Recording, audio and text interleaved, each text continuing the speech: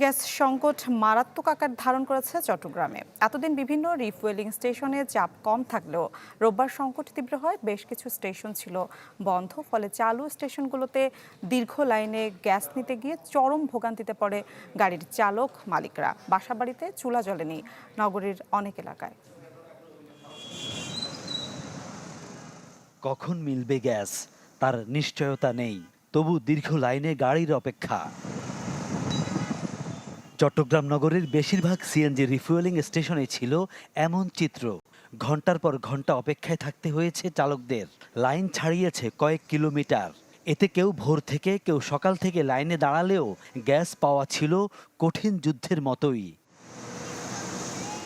গ্যাসের অভাবে বেশ কিছু স্টেশন ছিল বন্ধ, ফলে যেগুলো চালু ছিল সেগুলোতে অস্বাভাবিক লাইন পড়ে যায়। তবে গ্যাসের চাপ ছিল কম, ফলে ভোগান্তি বেড়ে যায় কয়েক গুণ।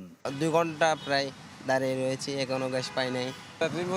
কিছুটা দিছে, আজকে একেবারে কমপ্লিট বন্ধ হচ্ছে। তো অনেক জায়গায় শুনতেছি যে রাত্রে 11টার মধ্যে আসতেও পারে না, তাও শিওর হচ্ছে না। আমরা সকাল 6টা বাজে সিরিয়াল দিয়েছি, এখন কোনো ব্যাচ পাচ্ছি না বা কোনো আশ্বাসও দিচ্ছে না তারা যে কখন আসবে বা কখন দিবে, কোনো আশ্বাসও দিচ্ছে না। ইনকাম নাই, মালিকের গ্যাস নিতে পারি না, তারপর রাতকে যায় কোম্পানিকে ইনকাম দিবে করতে বাল বাচ্চা করতে খাবো, খুব কষ্টতেই আছে। আমরা খুব কষ্টে আছি। আমাদের কষ্ট দেখার মতো এই বাংলাদেশের সরকার অথবা উপর স্তরের কর্মকর্তাদের আমরা কারো কোনো পাচ্ছি না। এটা সরকারকে বলবো যে আমাদের দ্রুততম যেন এই গ্যাসের কার্যকরিতা ঠিকভাবে হয়ে যায়।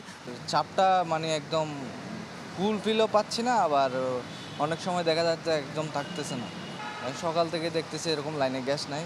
2 সপ্তাহ ধরে মহেশখালীতে ভাসমান এলএনজি টার্মিনালে কারিগরি ত্রুটি না সারায় এই সংকট। রিফুয়েলিং স্টেশনগুলো বলছে এতে চাপ কম থাকলেও শনিবার রাত থেকে তা মারাত্মক আকার নেয়। আমরা 8-10টাতে গেলাম, এখানে লাইন গেছে কতটুক, আর এটা লাইন দেখেন আপনি কতটুক।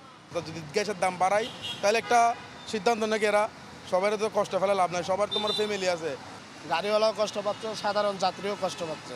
আমরা চাই এটা দ্রুত সমাধান করব। যে মুহূর্তে গ্যাস আসবে ওই মুহূর্তে আমরা গ্যাস দিতে পারবো, এটা আমরা জানি। কারণ আমার যে মুহূর্তে গ্যাস আসে তখন আমার মেশিন চালু হবে, তাছাড়া মেশিন চালু করা সম্ভব না।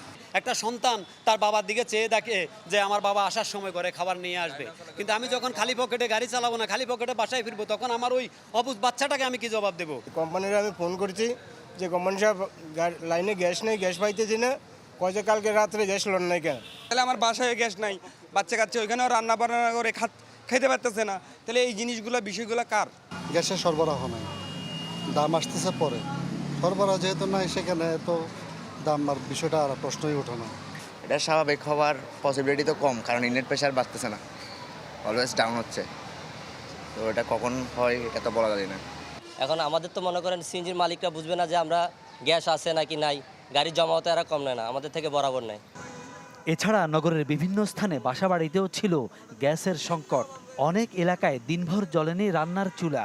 কোথাও কোথাও চাপ ছিল কম, তবে কবে নাগাদ পরিস্থিতি স্বাভাবিক হবে তার নিশ্চয়তা দিতে পারেনি কেজিডিসিএল।